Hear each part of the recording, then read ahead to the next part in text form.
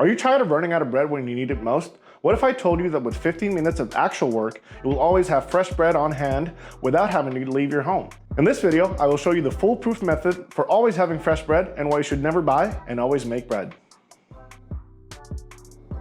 Saludos familia, my name is Angel. I'm an obsessive home cook on a mission to be able to cook anything and everything by learning the science and history of it so I can share it with my loved ones and friends, which now includes you. One of the coolest things I've learned on this mission is the system to always having fresh baked bread with only 15 minutes of actual work. How, you may ask? By using the magic of no-knead bread. No-knead bread is a technique that swaps out the hard work of beating with your muscles for time. To create good bread, you need to develop gluten. Gluten is a structural protein naturally found in certain grains that gives bread its chewy texture and ability to catch gas from leavening agents, which creates airiness. By using time, we allow the water and yeast fermentation to create the gluten. The gas created by the yeast creates subtle movements that recreates the agitation needed so the strands of gluten align, forming the necessary network for bread. Learning this lit the light bulb for this 6-step system me and my housemates use to always have fresh bread handy. At the end, I'll also share some of my lessons learned about avoiding stale bread and what to do if it does happen. For a full list of equipment and ingredients, please check out the description below. Alayaks. The first step in the fresh bread system is making your first no-knead loaf. In a bowl, weigh out the flour, salt, and dry yeast. Mix the dry ingredient thoroughly. Next, weigh out your lukewarm water and add to the dry mixture. With a fork, or this thing, or your hands, mix until you incorporate all the dry and form a loose, shaggy, wet dough. Don't worry if it's too runny or sticky, it's supposed to be like that. Once incorporated, cover the bowl in plastic wrap and place ideally in a cool, dark place. Depending on your schedule for the next day, I suggest you do one of two things. Completing step 1 at night right before going to bed so it's ready in the morning, or if you want the bread ready for dinner, perform step 1 early in the morning before heading out for work. I work from home. After literally less than 5 minutes of work, we are ready for step 2, which is do nothing. This is me making bread. Allow the bread to prove and let the yeast do its thing. Yeast loves working between 33 and 129 degrees Fahrenheit at ambient temperature, with it working the fastest between 77 and 83 degrees Fahrenheit. Since we want a low and slow fermentation for maximum yeast agitation, try to find an area between 33 and 68 degrees Fahrenheit. If it's too hot where you are, place it in your fridge. It will take just a little bit longer. Since the weather here in NorCal cooperates, I usually just throw it on top of my fridge. You can let it prove at room temperature for 6 to 8 hours and in the fridge for up to 12 to 24 hours. Although in my experience, you can get away with 12 hours at room temperature and 36 in the fridge. And while we're waiting, if you like what you see, please consider subscribing. If you have any questions, please leave them down in the comments below. Once the bread has proved, step 3 is shape the bread. Place a Dutch oven or any lidded oven-safe pot in the oven and turn your oven on to 450 degrees Fahrenheit. While we wait for the oven to preheat, we shape the loaf of bread. With swift movements to avoid sticking, invert the dough onto a floured work surface. Then, envision the dough as 4 segments. For each segment, lift the dough and bring everything towards the center. Flip the dough over and with your hands, tuck in the dough into itself at the bottom. This will create a tense outer layer that will become your crust. You can also use a pinch and roll technique.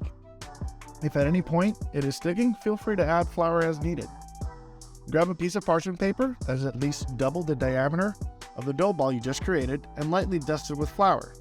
Place your dough onto the center of the floured paper, seam side down, and there, with less than 5 minutes of work, we're on to step 4. With our bread shaped and the oven preheated, step 4 is baking the bread. Get about a half cup of water ready and cut a slit into your bread. Feel free to be as simple or as fancy as you'd like. The slit is what allows the bread to expand easier during the baking process. Take the preheated pot out of the oven and take the lid off. Place the bread, parchment and all, inside the pot. Pour the water under the parchment paper, not on top of the bread. This water creates steam that delays the formation of crusts, allowing the bread to expand further. If you don't have a Dutch oven, here are 2 different configurations to achieve the same result. Just preheat the oven the same way and add water to the pot or extra pan. Bake for 25 to 30 minutes covered. After 30 minutes, remove the pot from the oven, pull the bread out, and place directly onto the oven rack, and bake for an additional 15 to 20 minutes. Once your timer rings, take a look at your bread, and brown as much as you'd like. Once brown to your liking, Remove from the oven and place on a cooling rack for at least 1 hour before cutting into it. You've waited 12 hours. At this point, one more won't kill you. Oh yeah.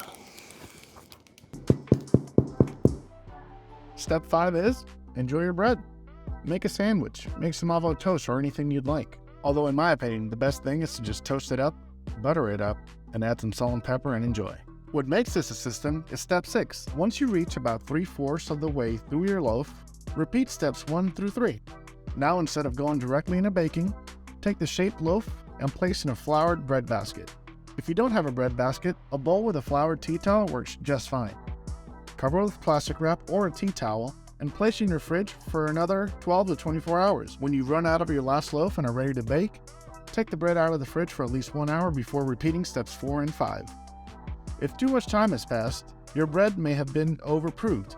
No need to worry, you can still save it by using Modernist Cuisine's Loaf CPR. To perform Loaf CPR, invert the loaf out on a floured surface, degas your loaf by flattening it, and reshape it as in step 3. Place back in your bread basket or bowl, and let reproof for 1 hour at room temperature before baking. According to them, you can perform this around 10 times before significantly affecting quality. Rinse and repeat steps 1 through 6, and you have the fresh bread system. Lastly, here are some lessons learned while using this system. First, if you feel that it is too much bread for you, or you don't eat enough bread, you can easily cut the recipe in half, creating a smaller loaf, helping to limit waste. Next, to ensure the longest lasting freshness, store your bread once completely cooled in a large Ziploc or plastic bag. Your objective is to retain moisture to keep a soft inside. Sadly, your crust won't survive, but it can easily be restored by reheating or toasting the bread. If for some reason you want to save the loaf for later, you can just store it in the freezer inside the same bag. If you do end up with stale bread, you can always use it to make the classic croutons or breadcrumbs, but I recently learned an insane bread revival method that works too well. Preheat your oven to 300 degrees, take your stale bread and literally place it under running water, getting it wet. It'll feel weird, but trust me, it works. Wrap the loaf in aluminum foil and place in the oven for 15 minutes. Uncover and let bake for another 5 minutes. If after the 5 minutes your bread is still too wet, just give it a few more. This should give your bread new life. And there you have it. With 15 minutes of actual work, you can have endless and effortless fresh bread. So now you never buy and you always make bread. Hope you use this system to make fresh bread for your loved ones. You can click right here to learn about the most important Puerto Rican rice dish. I'm gonna take a nap.